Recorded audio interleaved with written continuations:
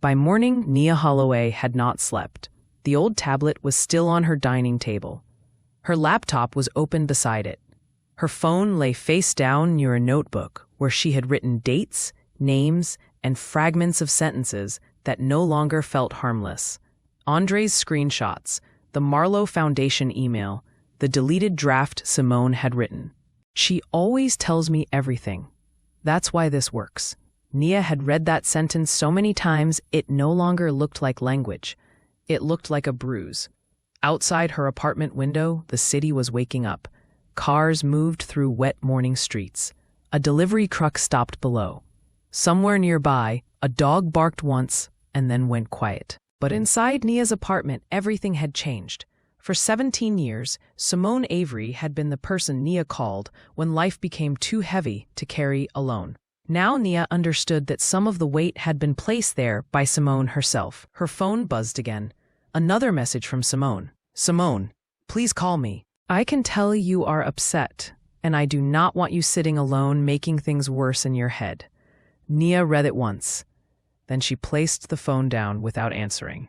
For the first time in her life, she did not feel guilty for needing distance from Simone. She felt afraid, and underneath the fear, she felt something new, the first thin edge of clarity. Before we continue, if you believe women deserve stories where they learn to trust what they see, protect their peace, and rebuild after betrayal, subscribe to Velvet Justice Chronicles: Women Who Win Over Abuse. Because Nia was about to learn that manipulation does not always arrive loudly. Sometimes it arrives dressed as concern. Nia waited until 8:30 before she called Denise Grant. For years, Denise had been more than Nia's former employer. She had been the first woman in the event industry to look at Nia's work and recognize that she was not simply organized, she was gifted. Denise had watched Nia turn empty rooms into experiences people remembered. She had watched her solve problems before clients even realized there was one. And when Nia finally admitted that she wanted to leave and build Holloway House events, Denise had not tried to convince her to stay. She had looked at Nia across a conference room table and said, "You are too talented to spend your whole life making other people look brilliant." Nia had never forgotten it. Denise answered on the second ring. "Nia," she said, "I was hoping you would call." Nia tried to speak calmly, but the moment she heard Denise's voice, the story broke open. She told her about Marlowe, about the hidden email, about Andre, about Alicia, about the deleted draft on the old tablet. She did not tell it perfectly. She stopped in the middle of sentences. She corrected herself. She went quiet when the shame rose too close to the surface. Denise did not rush her. When Nia finally finished, there was silence on the line. Not the uncomfortable silence of someone deciding whether they believed her. The steady silence of someone thinking carefully. Then Denise said, "Do not confront Simone yet." Nia closed her eyes. "I do not know what else to do." "You document," Denise answered. "You secure your accounts. You change every password. You save every message. You write down what happened while it's still fresh." Nia looked at the notebook in front of her. "I have started." "Good. And Nia?" "Yes. Do not let anyone pressure you into explaining yourself before you understand what happened." The words settled over her, because that was exactly what the last 24 hours had demanded from her. Explain yourself to Andre. Explain yourself to Alicia. Explain yourself to her mother. Explain why she had been hurt. Explain why she was now suspicious. Explain why Simone's behavior felt wrong. But Denise was not asking Nia to defend herself. She was telling her to protect herself. "There is something else," Denise said carefully. "I have seen people use concern as a weapon before. Not always in the same way, but the pattern is familiar." Nia's chest tightened. "What pattern?" "Someone says they are worried about you. They speak softly. They claim they are only trying to help. But somehow every conversation leaves you looking unstable and them looking reasonable." Nia stared at Simone's unread message. Denise continued, "Real concern does not isolate you from your support system. It does not make you lose opportunities. It does not leave you doubting your own memory. Quote, real concern does not make you smaller." Nia swallowed. I thought she was trying to help me. I know, Denise said gently. That is why it worked. By late morning, Denise had called Linda Steele. Linda was the Marlowe Foundation director, a woman known for being direct, polished, and nearly impossible to rattle. She had agreed to see Nia for 20 minutes. Nia almost canceled twice on the drive there. She did not want to walk into that building and look desperate. She did not want to hear that the contract was permanently gone. She did not want to learn that Simone's voice had carried more weight in that room than hers had. But Denise met her in the lobby, not to speak for her, just to stand beside her. Linda Steele welcomed them into a glass-walled conference room overlooking the city. She wore a cream blouse under a tailored navy jacket, and her expression was professional but not cold. Nia, Linda said, I am sorry this happened the way it did. Nia sat down slowly. I need to understand what was said about me. Linda folded her hands on the table. I cannot discuss every internal conversation in detail, she said. But I can tell you that someone contacted our office claiming to be a close personal friend. Nia felt her fingers tighten around the folder in her lap.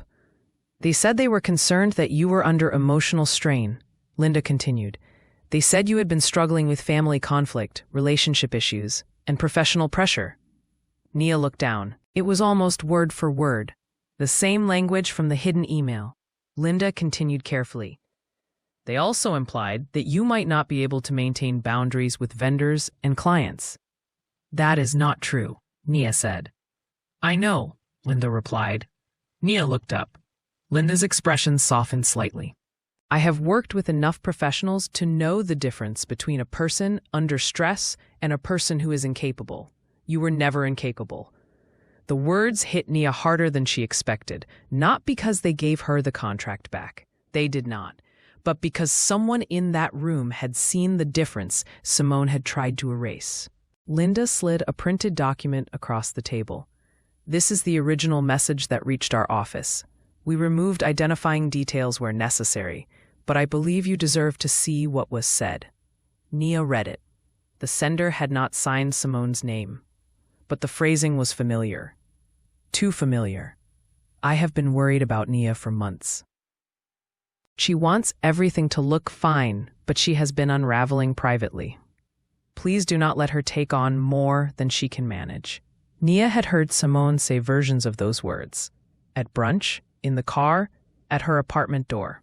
Always softly, always like concern. I do not understand, Nia whispered. Why would someone do this? Linda did not answer immediately. Then she said, sometimes people become invested in being needed, and when someone starts becoming independent, they mistake that independence for rejection. Denise looked at Nia. Nia did not cry. Not there. But something inside her shifted. Simone had always said she was proud of Nia. Maybe she had been proud as long as Nia still needed her. Maybe Simone had loved being the person Nia turned to when she was afraid. And maybe Nia becoming stronger had felt like a loss of control. Andre asked to see Nia that afternoon. She chose a cafe with large windows and crowded tables, somewhere public, somewhere she could leave easily. When he walked in, Nia saw how tired he looked, not dramatically changed, just quieter, less certain. He bought her tea without asking if she wanted it, then remembered that she did not like tea when she was anxious. He set it down anyway. I did not know what else to get you, he said. Nia almost smiled. Almost. They sat across from each other for a long moment. Then Andre spoke. I read the full messages again this morning. Nia looked at him. I should have called you before I believed anything, he said. I should have asked you what you meant. I should have known you would never speak about me like I was something you had to carry. Nia said nothing. Andre's eyes lowered. I let someone else tell me who you were. That was the sentence she needed him to understand. Not simply that Simone had lied, but that he had accepted a cruel version of Nia without coming to her first. I was already insecure, Andre said quietly, about the transfer, about you building the business, about what people would think if you became more successful than me. Nia's voice was calm when she answered. I knew you were insecure. That is why I was worried about you. I know. And you let her use that against me. I did. He did not defend himself. He did not blame Simone for everything. He did not ask for forgiveness. For the first time since the night of the event, Nia felt a small measure of relief. Not because the relationship was repaired. It was not. But because he was finally taking responsibility for his part in what had happened. I do not know what happens with us, Nia said. Andre nodded. You do not have to know today. I need space. You have it. Nia looked at him carefully. Space is not punishment, Andre. It is what I need to hear myself again. He nodded once. I understand. When Nia left the cafe, she did not feel better. Not exactly, but she felt less confused. And confusion had been one of Simone's strongest tools. Alicia came to Nia's apartment that evening. She did not bring excuses. She brought food. It was a small thing, but Nia noticed. Alicia set a covered container on the counter and stood there awkwardly, as if she had forgotten how to enter her sister's space. I did not know if you would let me in, Alicia said. I almost did not. Alicia nodded. You would have been right. They sat at the dining table where Nia had spent the night gathering evidence. Alicia looked at the laptop, the printed Marlowe email, the screenshots, the old tablet. Then she looked at Nia. Show me. Nia did. She showed her the cropped messages sent to Andre. She showed her the hidden Marlowe email. She showed her the deleted draft. Then she asked Alicia to play the voice message Simone had sent to their mother. Alicia opened it. Nia's own voice filled the room. I cannot breathe around Mom sometimes. Alicia stopped the recording. That is what she sent us, she said. Nia nodded. Then she opened the old message thread with Simone. The full voice note was still there. Nia pressed play. Her voice began again. I cannot breathe around Mom sometimes because I feel so guilty when I am not there. I know she does not mean to pressure me, but I am scared she thinks I do not love her when I am trying to build this business. The full recording continued. Nia spoke about loving her mother, about wanting to make her proud, about feeling overwhelmed, about missing family dinners because she was trying to secure the Marlowe contract. By the end of it, Alicia's face had changed. She looked sick. She cut it, Alicia whispered. Nia nodded. She cut the part where I loved Mom. Alicia covered her mouth. For a moment, neither sister spoke. Then Alicia said, I am sorry. Nia looked at her. I should have called you. I should have asked before I believed it. I was angry because I thought you had hurt her. I know, but I hurt you too. Nia's eyes filled. Not because the apology fixed everything, but because Alicia had named the harm. That mattered. I do not need you to choose between me and Simone tonight, Nia said. I need you to stop allowing people to bring stories about me to you without bringing me into the room. Alicia nodded immediately. You are right. And if Mom is hurt, I need her to tell me, not Simone. Yes. For the first time since the betrayal began, Nia felt something loosen in her chest. Not trust, not yet, but the beginning of being believed. Simone called 5 times that night. Nia did not answer. Then came the messages. Simone, I have been trying to give you space, but this is getting extreme. Simone, I do not understand why you are shutting me out after everything I have done for you. Simone, your sister called me. She sounded upset. What are you telling people? Nia read every message. Then she forwarded them to her private evidence folder. Simone's language had changed. The softness was thinning. The concern was becoming accusation. Nia did not need Denise to explain the pattern anymore. She could see it. When Simone believed Nia was confused, she played protector. When Nia began pulling away, Simone became wounded. And when Nia still did not respond, Simone became angry. At 10:46 p.m., a new message appeared. Simone, you are making a mistake by turning people against me. Nia stared at it. Then she took a screenshot. For years, Simone had made Nia feel like she was too sensitive, too emotional, too grateful for help, too loyal to question anyone who had been loyal to her first.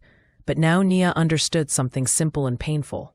Simone did not want friendship. She wanted access. Nia put her phone away.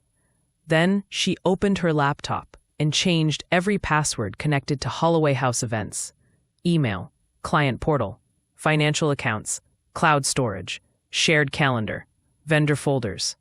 Every door Simone had once entered through trust was closed one by one. The next morning, Nia began sending messages. Not emotional messages, not explanations. Simple, careful, professional messages. She contacted former clients who had gone quiet after early conversations. She asked whether there had been concerns about her work that she had not been made aware of.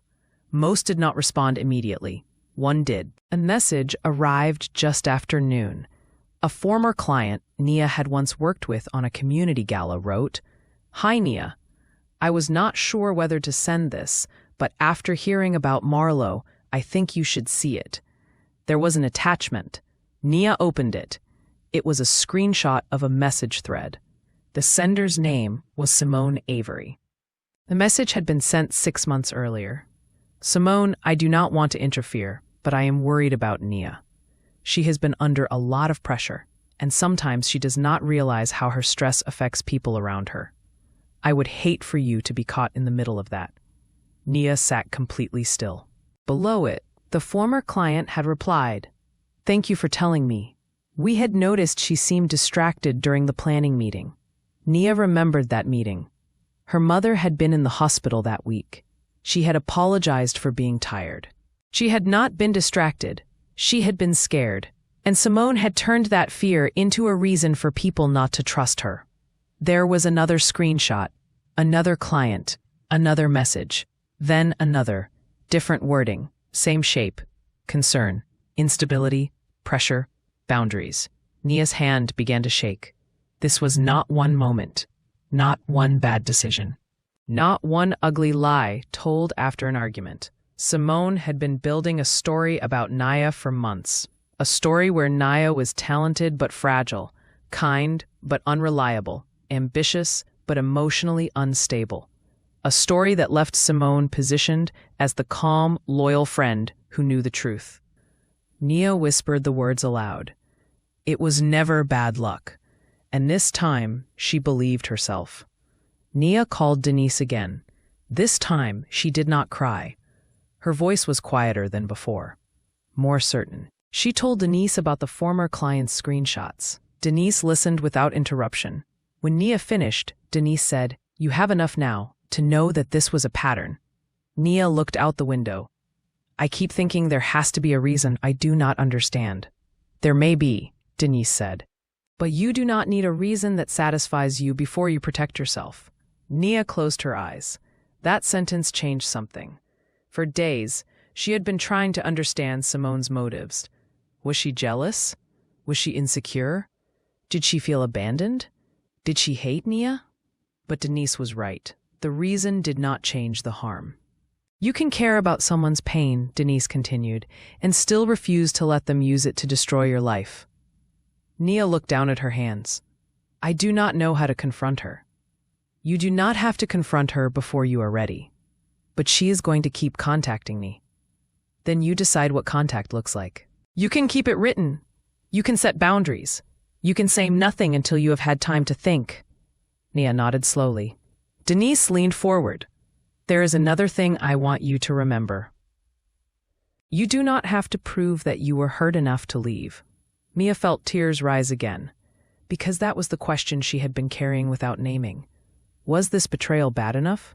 Was it serious enough? Was she overreacting? Did 17 years of friendship mean she owed Simone one more chance? Denise's voice stayed gentle. "Someone does not have to hit you for the harm to be real. Someone does not have to scream for control to be control. Someone does not have to admit what they did before you decide you are no longer safe with them." Nia nodded, then she opened her notebook. At the top of a clean, new page, she wrote, "What I know," and underneath it, she began to list the truth. By evening, Nia had created a timeline. Dates, emails, messages, calls, the Marlowe warning, Andre's screenshots, the edited voice note, the former clients. Every event that once felt random now had a shadow attached to it, and every shadow led back to Simone. Then, at 7:18 p.m., Nia received one final message, not from Simone, from Linda Steele. Linda, Nia, I reviewed one additional note from our records. The caller who raised concerns about you asked whether your contract decision could be handled quietly because she did not want you to know she had contacted us. Nia read the message once, then again. The person who claimed to care about her had asked for secrecy. Not because she wanted to protect Nia, because she wanted to protect herself. Nia's phone began ringing. Simone. The screen glowed with her name. For one long second, Nia stared at it. Then she let it ring. It stopped. A message appeared. Simone, we need to talk before you make this ugly. Nia's mouth went dry, because she finally understood what Simone was afraid of, not losing Nia, losing control of the story. Nia did not answer. Instead, she opened a new note. She wrote one sentence. I am not making this ugly. I am making it visible. She did not send it. Not yet. But she saved it. Because the woman who had spent years shrinking herself to preserve a friendship was beginning to remember something important. Truth does not become cruel simply because the person who harmed you does not want it told. Nia had proof now. Proof that Simone had damaged her relationship. Proof that Simone had manipulated her family. Proof that Simone had interfered with her business and reputation. But proof was only the beginning. Because Simone still believed she could talk her way out of it. She still believed tears, history, guilt, and old memories could make Nia doubt herself one more time. And if you have ever had to choose peace over a history that was hurting you, subscribe to Justice Chronicles. Because sometimes the strongest thing a woman can say is not, "Why did you do this to me?" Sometimes it is, "I see it now, and you do not get to do it again." Simone called at 8:16 the next morning. Nia watched her name light up the screen. For 17 years, that name had meant comfort. It had meant someone who knew the stories behind her silences. Someone who remembered the names of people Nia had loved before she learned they were not safe. Someone who brought soup when she was sick, laughed with her at family cookouts, sat beside her during hospital waiting rooms, and knew exactly which words would make her feel less alone. But now, Simone's name meant something else. It meant the Marlowe Foundation email Nia had never seen. It meant screenshots trimmed until love looked like cruelty. It meant a voice note cut so carefully that Nia's family had only heard the pain, never the part where she said she loved them. It meant private fears placed into the hands of people who could use them against her. The phone rang until it stopped. Then it rang again. Nia did not answer. She was not trying to punish Simone. She was not trying to make her afraid. She was simply done giving someone access to her before she had decided what safety required. A message appeared. Simone, please do not do this. We have known each other too long for you to shut me out without hearing me. Nia read it once. Then she put her phone face down on the table. Because history had been Simone's favorite weapon, every time Nia hesitated, Simone reminded her of all the years between them, all the birthdays, all the heartbreaks, all the moments when Simone had shown up. And Nia had used those memories to excuse the moments when Simone made her doubt herself. But history was not a contract. It was not permission. And it was not a reason to remain available to someone who had used closeness as a doorway into her life. Before we continue, if you believe women deserve stories where they stop shrinking to protect the people who harmed them, subscribe to Justice Chronicles. Because Nia was about to learn that boundaries do not need a dramatic speech. Sometimes they begin with a call you do not take. Nia spent the morning doing something that felt almost ordinary. She organized. She placed screenshots into dated folders. She saved the messages Simone had sent to Andre. She saved the edited voice note sent to Alicia and her mother. She saved Linda Steele's confirmation that the anonymous caller had asked the Marlowe Foundation not to reveal her name. Then she printed the former client's messages. One by one, she placed them into a folder, not because she wanted revenge, because she was beginning to understand that truth needed somewhere safe to live. For so long, Simone had counted on Nia's good heart. She had counted on Nia not wanting to embarrass her, not wanting to seem dramatic, not wanting to involve other people, not wanting to be the woman who made a friendship ugly. But Simone had already made it ugly. Nia had only been too hurt to name it. When she finished organizing, she changed the locks on her apartment's shared delivery account and removed Simone from her emergency contact list. It was a small thing. No one else would have noticed, but Nia did. She had spent years assuming that access was the natural reward for closeness. Now she understood that access was a privilege, and privileges could be removed. Her phone buzzed again. This time, it was Denise. Nia answered. "How are you holding up?" Denise asked. Nia looked around the table. "I do not know yet." "That is an honest answer. I keep waiting to feel angry." "You may," Denise said, "but you do not have to feel one particular way to know the harm was real." Nia sat quietly. Denise continued, "You have evidence. You have clarity. The next step is deciding what you want your life to look like without this person having access to it." Nia looked at the folder in front of her. "I want it to be quiet." Denise's voice softened. "Then make your next choices quiet." That sentence stayed with Nia. Quiet did not mean weak. Quiet did not mean pretending it never happened. Quiet meant she would no longer keep explaining herself to someone committed to misunderstanding her. By early afternoon, Nia was sitting in her mother's living room. Alicia was beside her on the couch.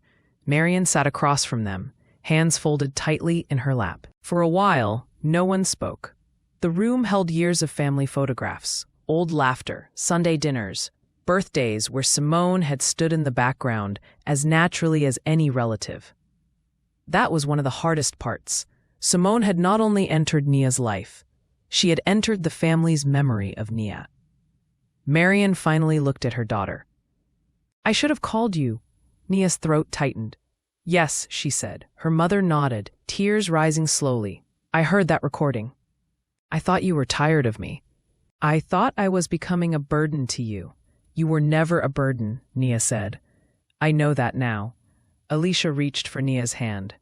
"She used what you said when you were overwhelmed," Alicia said. "She took it out of context because she knew it would hurt Mom." Nia looked down at their hands. "She knew how scared I was of disappointing all of you." Marian's face changed because she understood then that Simone had not simply passed along a private conversation. She had aimed it at the place Nia would hurt most.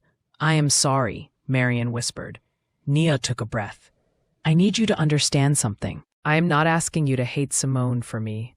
I am asking you to stop receiving stories about me without coming to me first." Her mother nodded immediately. "I will. And I need both of you to tell me if someone says they are worried about me. I need to be part of the conversation." Alicia looked ashamed. "You should have always been part of it." "Yes," Nia said gently. "I should have." There was no shouting, no dramatic demand for everyone to choose sides. That was not what Nia needed. She needed the people closest to her to understand that trust could not survive when they let someone else narrate her life. Her mother stood and crossed the room. When she hugged Nia, she held her carefully, as though she knew her daughter had been carrying too much for too long. "I am proud of you," Marian said into her hair. "Not because you are handling this perfectly, because you are finally listening to yourself." Nia closed her eyes. For days she had been waiting for someone to tell her she was not overreacting. But there, in her mother's arms, she understood something more important. She did not need permission to protect herself. Andre asked whether Nia would meet him for a walk. She almost said no, not because she hated him, because she had spent so much of her life saying yes before she knew what she wanted. But she agreed to meet him at a park near the river, somewhere open and quiet enough that she could leave whenever she needed to. Andre was already there when she arrived. He looked nervous. Not the kind of nervousness that asked to be comforted. The kind that understood he had done harm and did not know whether he would be allowed back into the space he had damaged. "I have been thinking about what you said," he told her. Nia waited. "You said I let someone else tell me who you were." "Yes, I did." The honesty in his voice made it harder, not easier. "I keep wishing I could say I was just fooled," he continued. "But I was already carrying fears about myself. Simone just gave those fears a story where you were the enemy." Nia looked at the river. "That does not make it less painful. I know. You were supposed to know me. I should have." Andre took a breath. "I am not asking you to get over this. I am not asking you to forgive me today. Only want you to know that I am learning what it means to come to you first." Nia considered his words. Then she said, "I do not know what happens with us.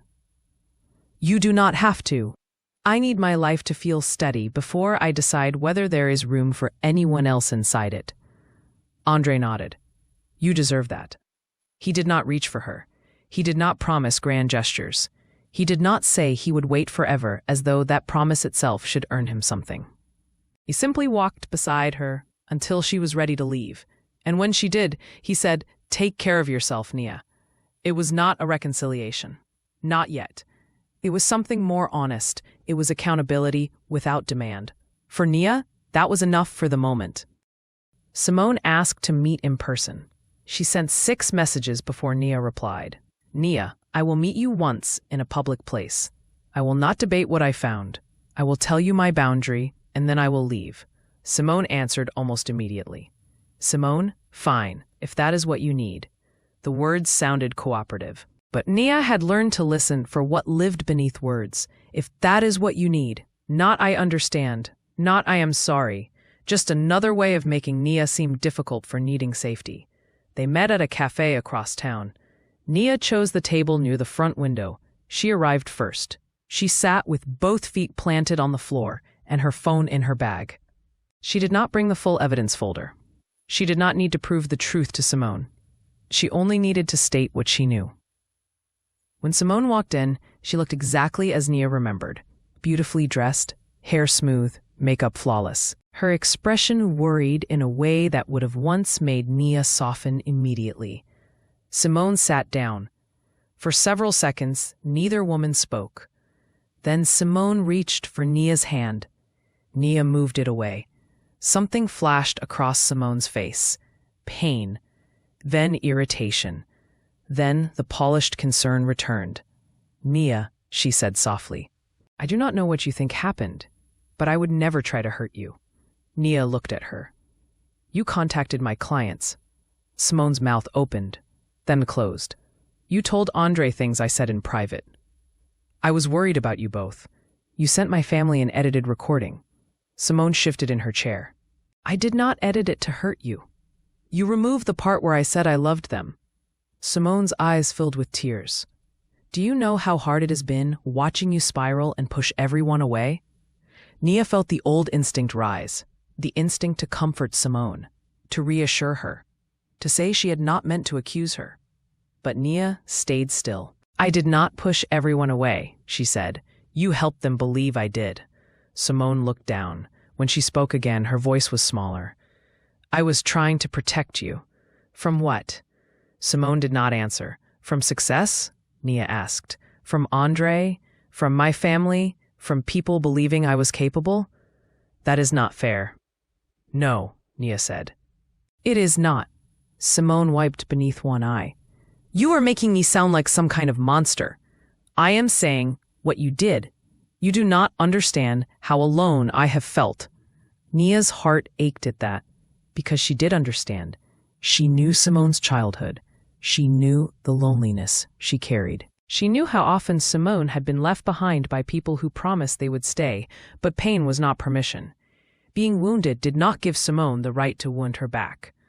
"I can understand that you are hurting," Nia said quietly, "and still refuse to let you hurt me."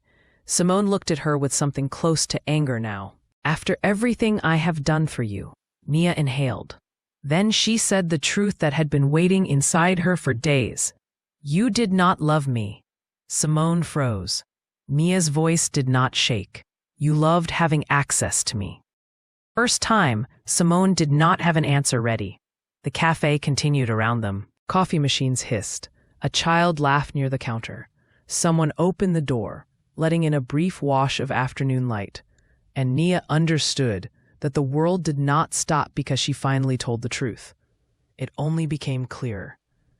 "I will not be taking calls from you," Nia continued. "Do not contact my family. Do not contact Andre. Do not contact my clients, vendors, or anyone connected to my business." Simone stared at her. "You cannot control who I talk to." "I cannot control you," Nia said, "but I can decide what access you have to me. And I can tell the people around me what happened. You are going to ruin my life." Nia stood. "No, I'm going to protect mine." Then she walked out, not because it did not hurt, because it did, but because pain was no longer the same thing as obligation. 3 days later, Linda Steele called. "Nia," she said, "I have been reviewing the original proposal and the materials you submitted before the contract was withdrawn." Nia's pulse quickened.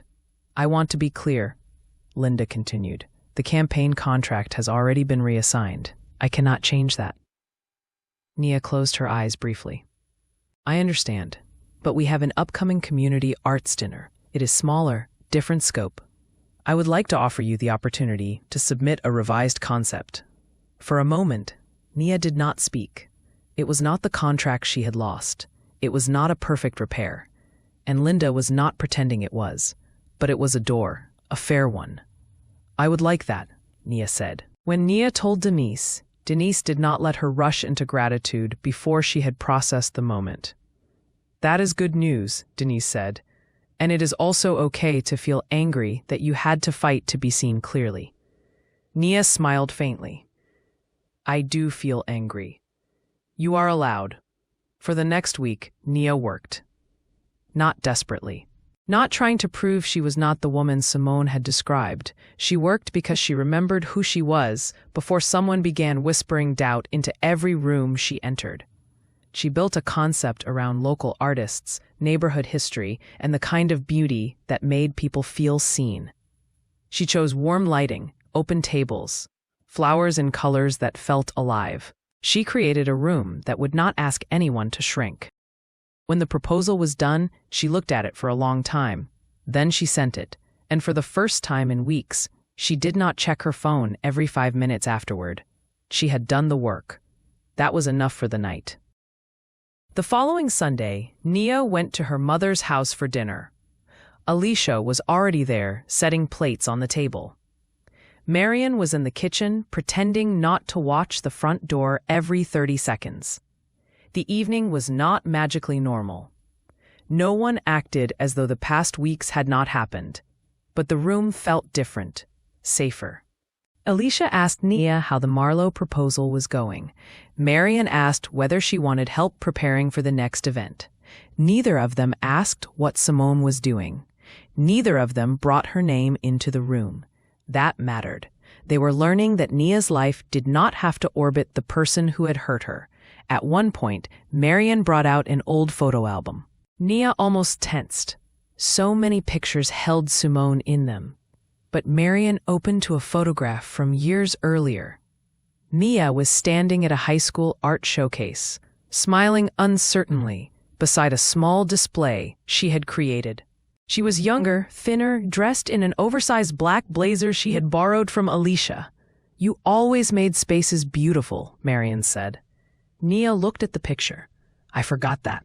"No," her mother said. "You just got busy trying to survive things you should not have had to survive." Nia felt tears rise. Not because she wanted to return to the girl in the picture, because she realized that girl had never disappeared. She had only spent too long being told she was difficult to trust. Later that night, Nia drove home with leftovers in the passenger seat and her mother's words in her heart. The road ahead was not suddenly easy, but it was hers again. Linda called on a Wednesday afternoon. Nia was standing over a table full of color samples when the phone rang. "Nia," Linda said, "the committee reviewed your proposal." Nia held her breath. "We would like to move forward." For 1 second, Nia did not understand. Then Linda laughed softly. "The community arts dinner, it is yours." Nia sat down slowly, not because she was weak, because relief had weight. "Thank you," she said. "You earned this," Linda replied. "Your work is thoughtful. It is precise, and it reflects exactly what this event needs. After the call ended, Nia stood in the middle of her office. She looked at her sketches, her folders, her calendar, her name on the business card beside the lamp. Then she cried. Not the shattered tears from the night Simone's sabotage first became visible. These were different. These were the tears of someone realizing she was still here. Her talent was still here. Her future was still here. Simone had tried to make Nia doubt her place in the world, but Nia was beginning to build one no one could take from her. The community arts dinner took place 6 weeks later. The room was full before sunset. Artists stood near their work. Families moved between tables. Children pointed at paintings and asked questions loud enough for everyone to hear. The lighting was warm. The flowers were simple and abundant. The room carried the exact feeling Nia had wanted it to hold. Welcome, possibility, belonging. Denise arrived early and stood near the entrance, watching quietly while Nia handled a vendor question with calm precision. When Nia finally had a free moment, Denise walked over. "You did this," she said. Nia smiled. "I had help." "Yes," Denise said, "but you did not disappear inside the help." That sentence settled deeply, because that had been the difference all along. Real support did not require Nia to become smaller. Real support did not ask for secrets, dependence, or gratitude that erased her own strength. Real support stood beside her without needing to control the room. Across the hall, Alicia and Marion were talking with one of the artists. Andre arrived later, alone, dressed simply, standing near the back until Nia noticed him. He did not interrupt. He did not assume. When their eyes met, he gave her a small nod. Nia returned it. That was all. For now, it was enough. Near the end of the evening, Linda Steele found Nia near the stage. "The committee is very pleased," Linda said. "Thank you for giving me another chance." Linda shook her head. "I gave you a fair review. You gave yourself the chance." Nia looked around the room. At the people laughing. At the artwork. At the business she had nearly believed she was too unstable to lead. And she understood something with sudden clarity. Simone had not taken her future. She had delayed it. She had made Nia fight harder to remember who she was, but she had not taken it. Later that night, after the last guests had gone and the candles had burned low, Nia walked through the room one more time. She passed the tables she had designed. She touched the edge of a linen runner. She listened to the quiet that followed a successful night. Her phone buzzed in her purse. For 1 second, her body remembered old fear. Then she looked. It was not Simone. It was a message from Andre. "Andre, I was proud to see you tonight. No pressure to respond. I hope you are proud of yourself too." Nia read it. Then she placed the phone back in her purse. She did not need to answer right away. She did not need to decide the future in one night. She did not need to explain why healing would take time. She simply looked around the room and whispered, "I am proud of myself." The woman who had spent years apologizing for her boundaries was no longer asking whether she was allowed to have them. The woman who had been made to feel unstable was no longer accepting someone else's version of her life. A woman who thought she had lost everything was standing inside a room she had built with her own hands. And she was still here, not because the betrayal had not hurt, not because everyone had become trustworthy overnight, but because Nia had learned the difference between love and access, between concern and control, between history and safety. She had stopped explaining herself to the person who needed her confused. And in that silence, she found her own voice again. Some betrayals do not come from strangers. They come from people who know your history so well that they learn where your wounds are. But knowing your pain does not give anyone the right to use it. And losing someone who hurt you is not always a loss. Sometimes it is the first quiet proof that you are finally choosing yourself. If this story reminded you that boundaries are not cruelty, subscribe. Because healing is not always loud. Sometimes it begins the day you stop explaining.